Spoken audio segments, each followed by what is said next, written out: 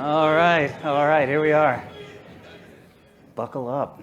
All right, so what is your favorite ship from ancient Greece? Mine is the ship of Theseus. Now, you might know this is not a real ship. It's a thought experiment, and it goes like this. You've got this wooden warship, and it goes out on its maiden voyage, and it comes back, and they decide to change one piece of wood. And the question is that still the ship of Theseus? And most people would say, yes, that's still the ship. But what if they change two pieces? Most people say, yeah, that's still the same ship. What if it's three? But the question is, what if they changed every single piece of wood? Is that still the ship of Theseus?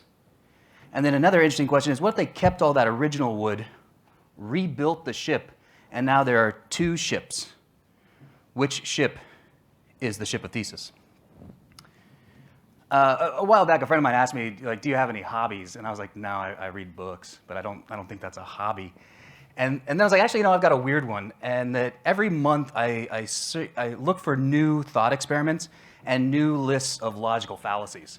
I really enjoy them. I like looking at the details, the examples, and I try to think of real world things that I see, especially in SEO, because in SEO, we're always kind of working with this fog of misinformation and incomplete data, and we're kind of here, we need to get there. And I've actually found in going through these fallacies, it helps me cut through the noise quite quickly. An example of a logical fallacy is the slippery slope. Everyone knows this one.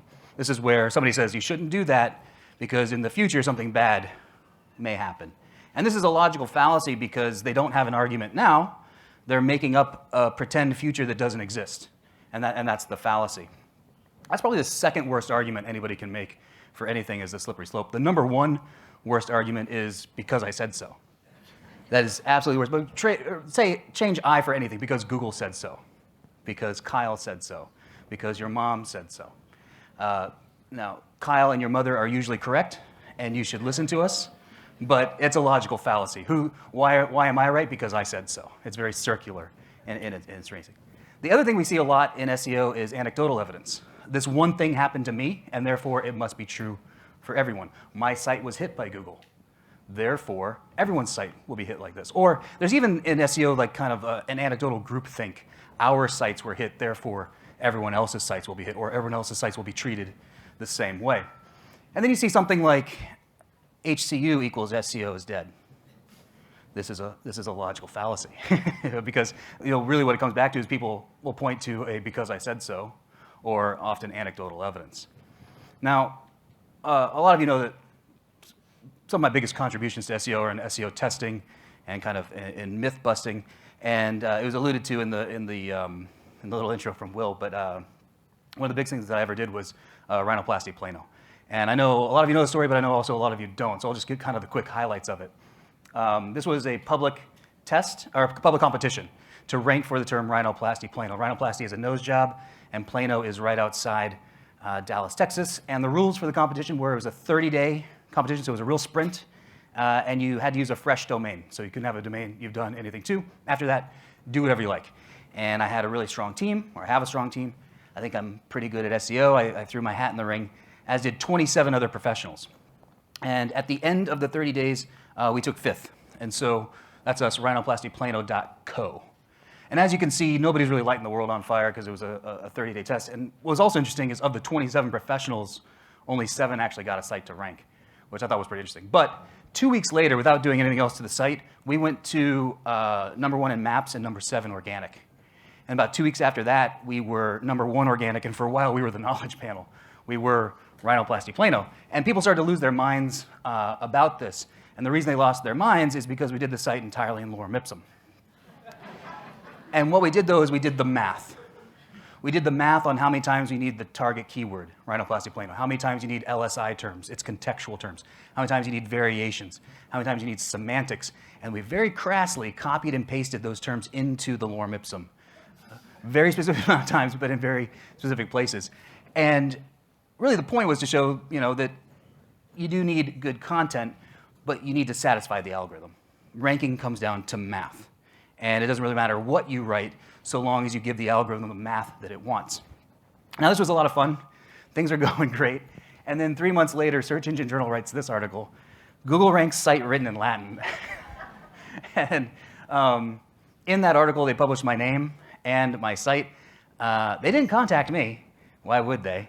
I'm only a very public figure in SEO. And, but in the article, they said that I did this to make fun of Google. And I absolutely did not. I did it to make fun of Search Engine Journal. And other people like Search Engine Journal, they say you need to write good copy. And you need it to convert. There's no doubt about that. But when it comes to rank, it's a completely different thing. So about 6 hours later, the site was de-indexed under pure spam, which is fair play, totally fair play. But that night from 1:15 a.m. to 1:27 a.m., Google de-indexed 20 of my test sites. And these had nothing to do with the competition site. They weren't linked together, and most of these sites aren't linked to each other. They're on different hosts, different everything. And some jackass with a PhD had to spend 2 days combing through my stuff, which kind of made me kind of happy about that. But when it happened, I was a little concerned.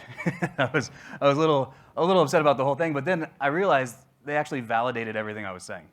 If I was talking nonsense, if I got lucky, they would have rolled their eyes and moved on. But instead, they took punitive action and went after something separate from the test site. And in kind of like in Star Wars, where it's like strike me down and I'll become more powerful than you can possibly imagine, this only motivated me more.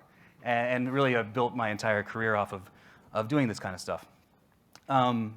As mentioned in the talk, there was some aftermath.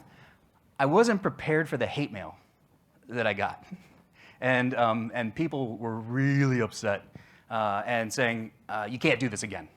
You know, we've got all these updates now, like Hummingbird and Fred and Mum and Bert and pick your name.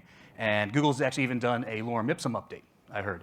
And you can't do it because that's a small city, or the search volume was this or that. And there's just all these reasons that you can't do that again. So the next year on a speaking circuit, I spoke in 4 major cities. I spoke in Los Angeles, in Garden Grove, and that's right next to Disneyland. And I spoke in Bali, and I spoke in Chiang Mai, and I spoke in Milan. And in each of those cities, I ranked a page on page 1 in lorem ipsum and presented to them. And so they looked like this. So that's a Garden Grove, rhinoplasty Garden Grove, and this is rhinoplasty Tepensar. Oh, I apologize. These aren't the original screenshots, by the way.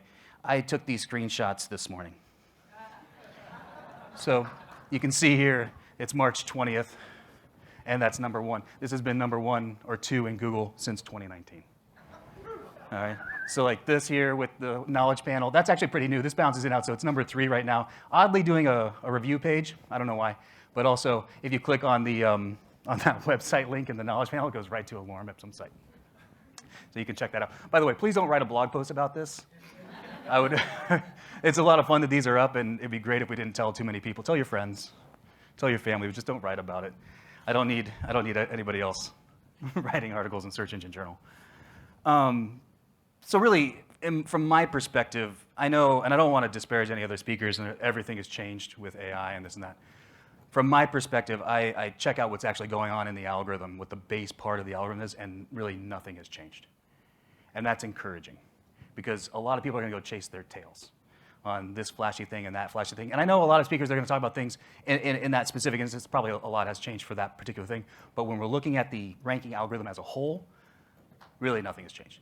Google does turn the dials, and that's always been, this particular section is more popular than that section, or you need this or that, or counts change keyword to keyword or niche to niche, but when it comes to what actually gets you to rank and what you need to do, that part has remained the same.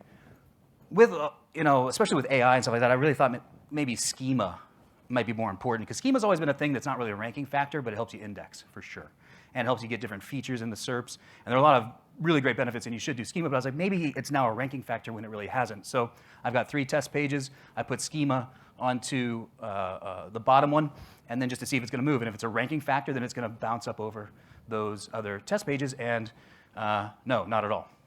There's no movement. So still, the main parts, the core parts of the algorithm just haven't changed. So then, kind of, I've talked to a lot of people about that, and they said, okay, maybe HCU didn't kill SEO, but affiliate marketing's dead. You can't do affiliate anymore. That's it. And that still often just goes back to that group anecdotal evidence of this kind of happened to us. So clearly, this is going forward, this is how it's going to be. So I've got a friend he had one of those affiliate sites that was really frustrating that it went down because he actually had direct relationships with manufacturers. So he would actually hold the product, do a real review, and the link for the sale actually didn't go to Amazon or some third party, but actually went directly to the manufacturer. And everything that he had written was really human-written content. And it still got tagged. So he had this section that was kind of like how-to guides, and all of them ranking page 1 through 3, and about 400 pages, and they all dropped out of the top 100. So I said, hey, let's move them all to a subdomain. And he had a Shopify subdomain that he put up years ago, shop.hissite.com, and he hadn't done anything. I was like, let's move all those blogs over, and that's what he did. And in the last 3 months, they've taken off, and they've got nearly their rankings back. And that's simply moving from the domain that was hit and moving all of those onto a Shopify subdomain. And so what I think we're seeing in a lot of situations is maybe that domain is more of a manual action to spread fear and doubt, which we're really good at amplifying when we hear fear and doubt, but spreading that around so that it looks like affiliate's dead, but there's maybe specific aspects that you need to focus on. And one is doorway pages. Doorway pages have always been on Google's no-no list, and it's basically you rank for a term, people read it, and then in order to convert, they get funneled somewhere else. And by definition, affiliate sites are doorway pages, and they've basically always been on Google's no-no list, and I think Google's just got a little more serious about it. And from their perspective, I understand it. An affiliate site is a middleman, and if somebody has a problem, let's say you ranked for best vacuums, they go to your site, they read, they click, they buy the vacuum, but they bought the vacuum on Amazon. An unsophisticated user is not going to realize that if they have a problem, they want a refund or they need a return, to go back to Amazon. They're going to try to go back to the affiliate site, and that's going to cause a lot of confusion and a lot of problems for that person and their experience. And so I can understand Google wanting to cut out the middleman. The ironic thing is that Google is a middleman, and that's how they made all their money, in that they're the middleman between somebody that's got a question and somebody's got the knowledge, and they make their money on that margin. So it's hypocritical that they want to cut out a middleman, but that's essentially, I think, what's going on. So really, if you want to move forward with affiliate sites, and I've seen several affiliate sites that have happened since all of these updates, do what you can to not be a doorway page. And I would work on how I can present my links so they don't happen exactly on the page, or to create a different experience or an opt-in. And I think that's how you can be very successful in affiliate.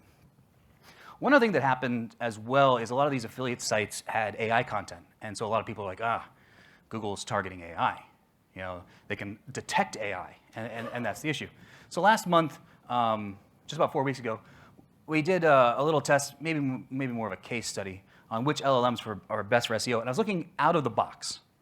I wanted to give basically 0 prompts, see the content that I get, and see how good is this content. Really kind of with a slant towards what we do, but also, are they using contextual terms? Are they using semantics? What is actually in this content without any prompting? And so the baseline was, I want a 1,000-word article on what to see in Rome. And that's it. And I want to see the words that I get out of that. Then the more of the test line was, give me an SEO optimized 1,000-word article on what to see in Rome. Again, no other prompts. So now we're looking at what content do we just get baseline, and then if we ask it to SEO something, what does it think that means? This gives us a real baseline. Because when you think about when you're prompting off of that baseline. It's going to start there. How much more do you need to do? Because I know a lot of us are putting out good content, and they're like, we have to prompt it. Well, of course you do. But where does it start? Where does it begin? How far up do we need to go? So in the baseline, we did this right before Grok came out. So 4 or 5 weeks, right? Right before, so we had 9 LLMs. Well, I ran them through Pop, which is my software. And this is the score on how optimized it are. And for perspective, most people get movement when you get about 80%. You can usually get up to 100% of the score, and it's meant to get to 100%, but most people get movement at 80%. Gwen came in at 64.04, so nobody's doing great, but that's not bad with no prompt. GTP 4.0 and Claude were the best, but look at like Gemini down at the bottom and Gemma 2, which are Google's, and just nowhere to be found. Like not even in the conversation. Like that. Like what are you writing at that point? Now, we really want to break it down a little bit more, and so the first thing is work out. Remember, we asked for 1,000 words, and I know we've all had this experience where it just ignores. It ignores what you want to do, and only 3 of them got it right, which was kind of shocking.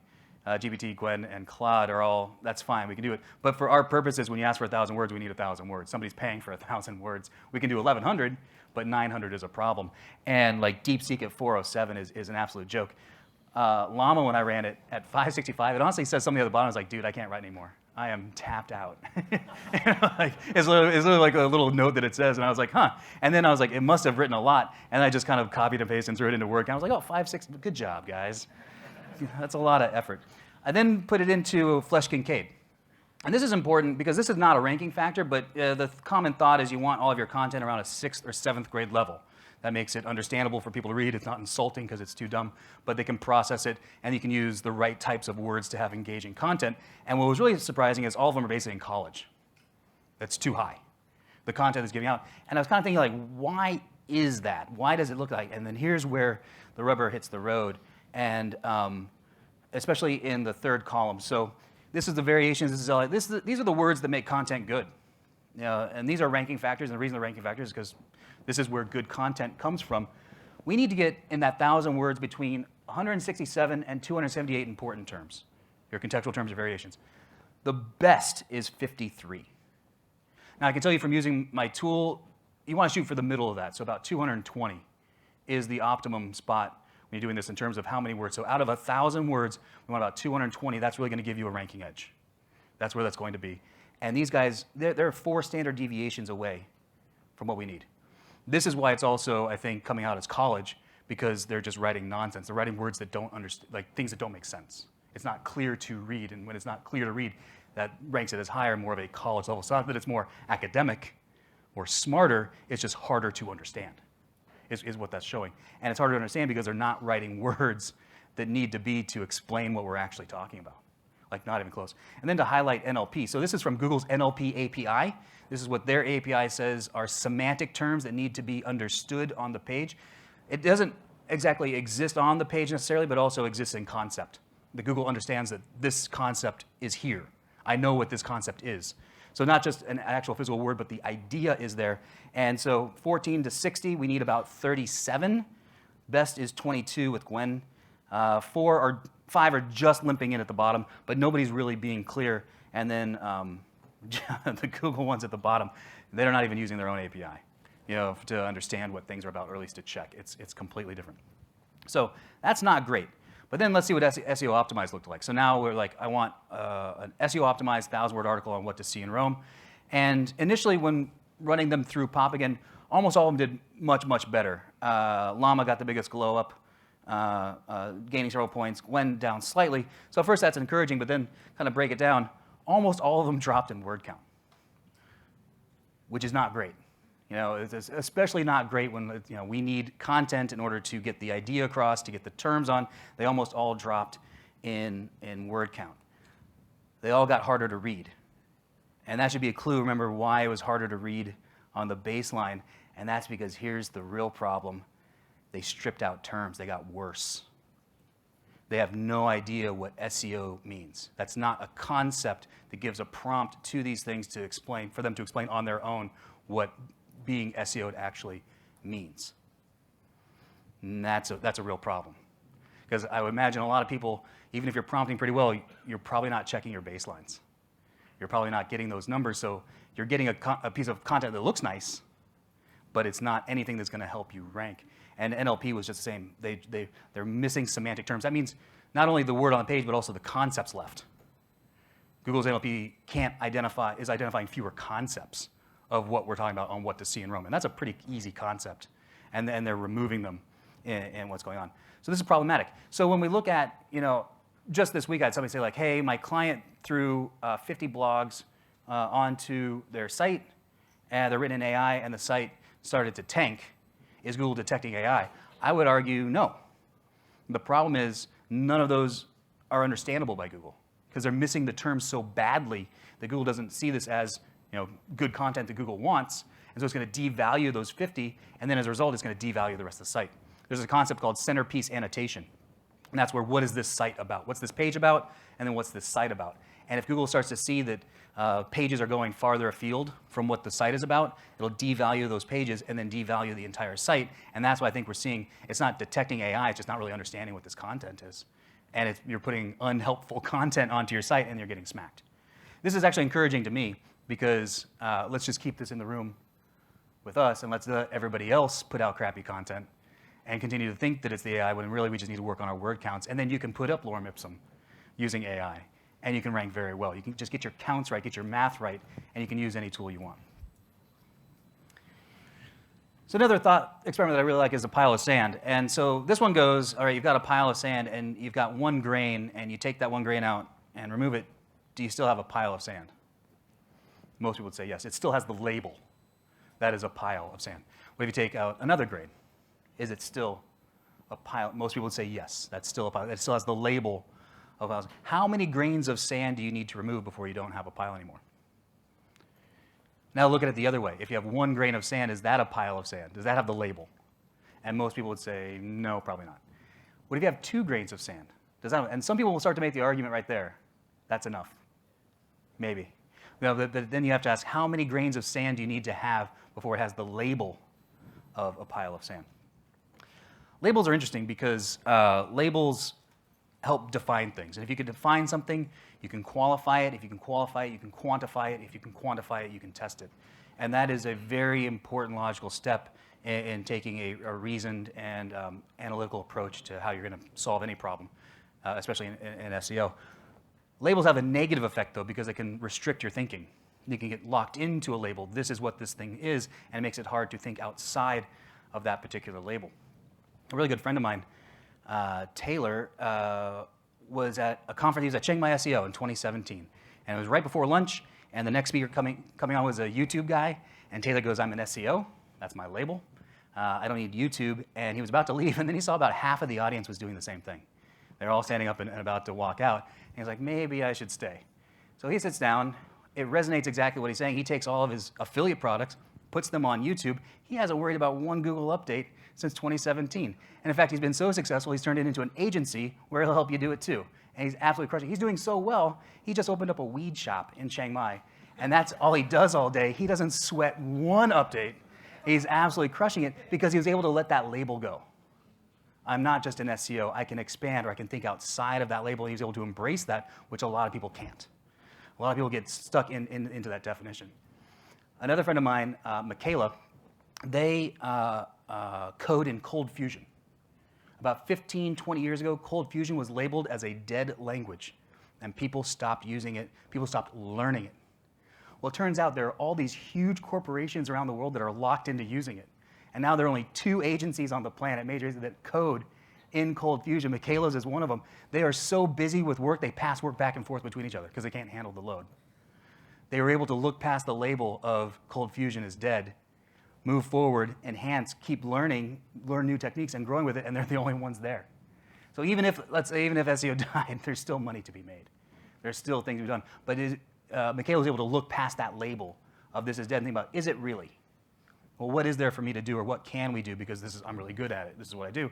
And being able to look past the label has brought incredible amount of wealth to Michaela and security, and just because being able to let go of that label and really evaluate things for what they are. I personally have had a problem with CRO. I've thought, I'm an SEO, my job is really to get eyeballs on a website. As an SEO, I can impact impressions more than anything. Clicks, kind of secondary, but impressions are really what we can do. And then CROs, that's for somebody else. And I really kind of put that label on, like, that's not for me. I have a courses platform, and we actually got a CRO course in, and a guy named Tom Chow did it, and I decided to watch it. And then I kind of realized I was an idiot. And I was leaving a lot on the table. So I actually brought Tom in with the agency. And so this is our click to book, and that's me looking very handsome. And that's our head of sales. And then Tom changed it to an informational thing. And it turns out nobody wants to click on me. And the bookings doubled in just making that change where it became more informational, more explaining, like, what is this? What are you going to get? Same thing, too, just something really small with a button change, going from the branded color of that kind of peach color to the green. That increased, almost doubled the clicks as well. And I realized what an idiot I was by hanging on to that label and not worrying about it. We've done this across all of my companies now, and the amount of return that we've gotten for such little investment is silly. And I realized I really left a lot of money on the table and a lot of opportunity on the table by holding onto that label and thinking that CRO stuff is for somebody else. In nature, one of my favorite things is the idea of a caterpillar turning into a butterfly. So a caterpillar is going along, it's putting in the work, It's eating leaves, it's bulking up.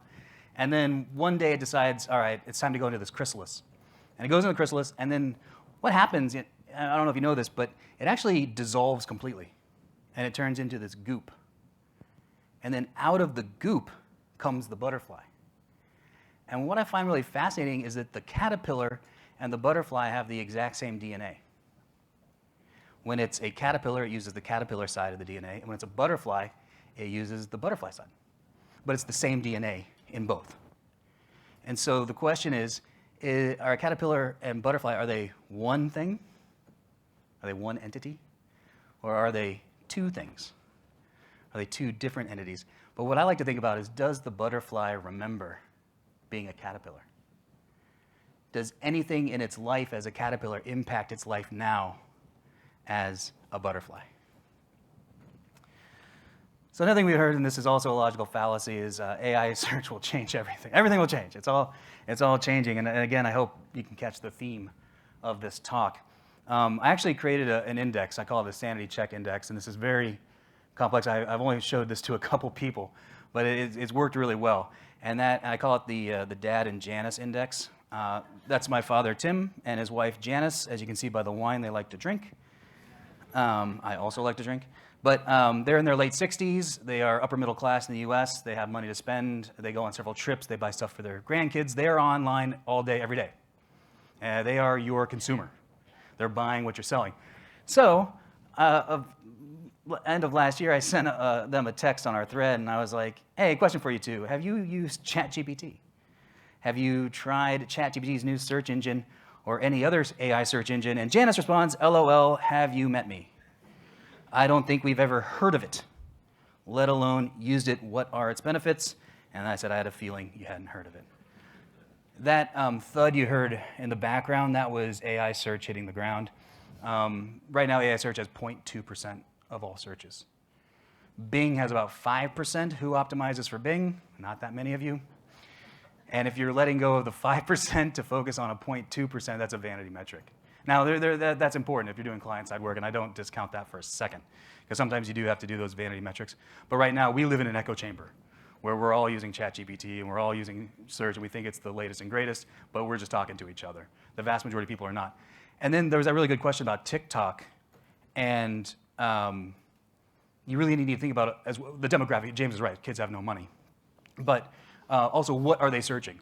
I'm reminded of voice search. Remember that one that was going to take over? Yeah. Do you know the number one voice search is, what's the weather today? The number two voice search is, hey, can you play this song for me? That's what people use it for. And so, yeah, people are using a lot of it, and the numbers are really high, but those are the two things. And so the same with like TikTok. I can tell you what I do. My son is 10 years old, going on 20.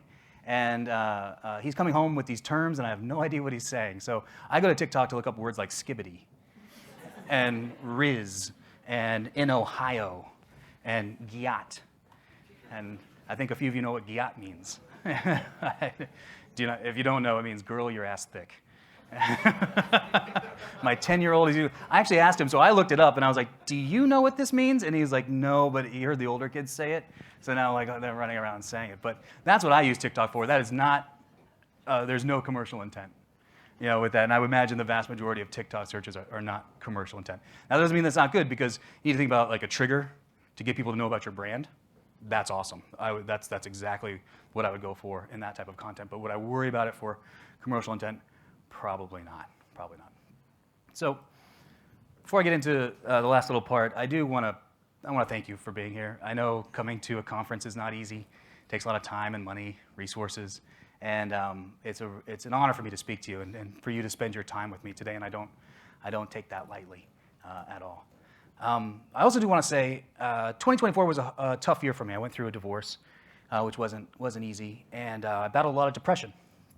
And fortunately, I have a really strong support network, and I started talking to a therapist. And the reason that I bring that up is because we come to these conferences, and usually everybody's crushing it, and everybody's doing really great, and it's all positive and going forward. And externally, that might be very true for a lot of people, but I know inside some people are hurting. And so I just want to say, talk to somebody. Reach out. People care about you. And if you get to the point that you feel like you can't talk to somebody, you can talk to me, and you give me a call. But really reach out. It's very, very important.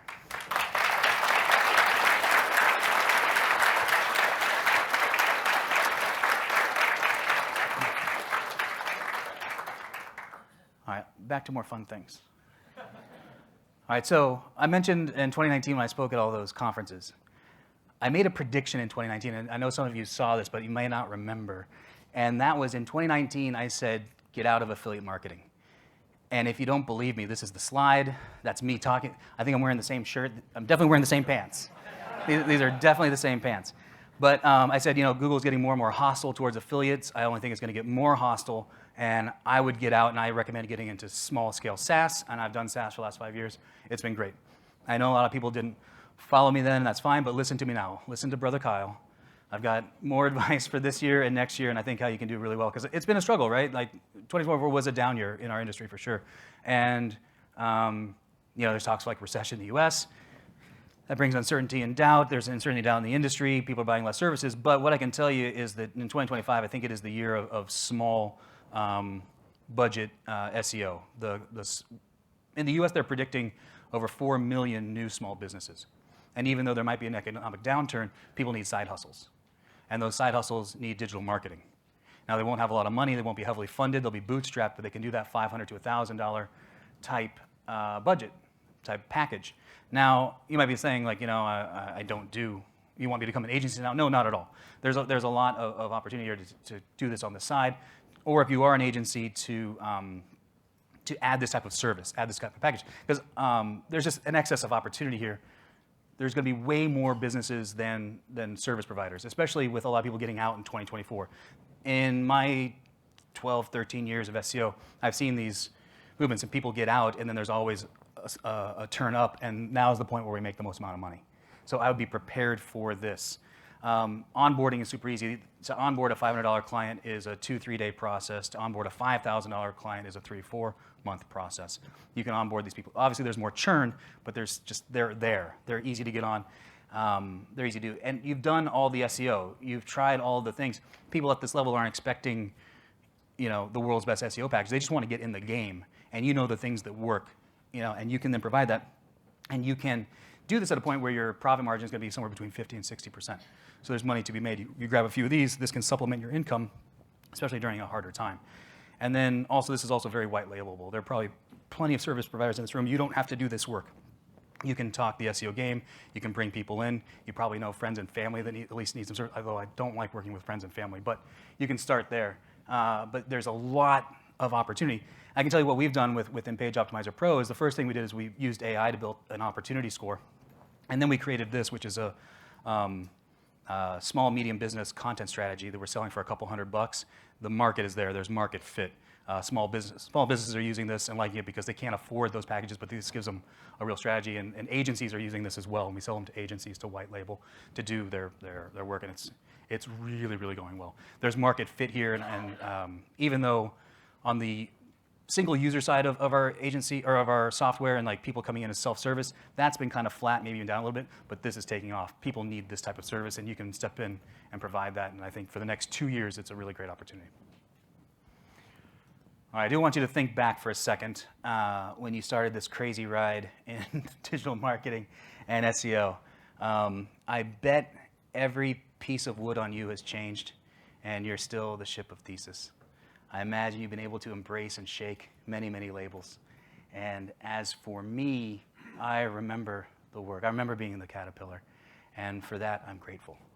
All right, thanks so much. That's all I've got, guys.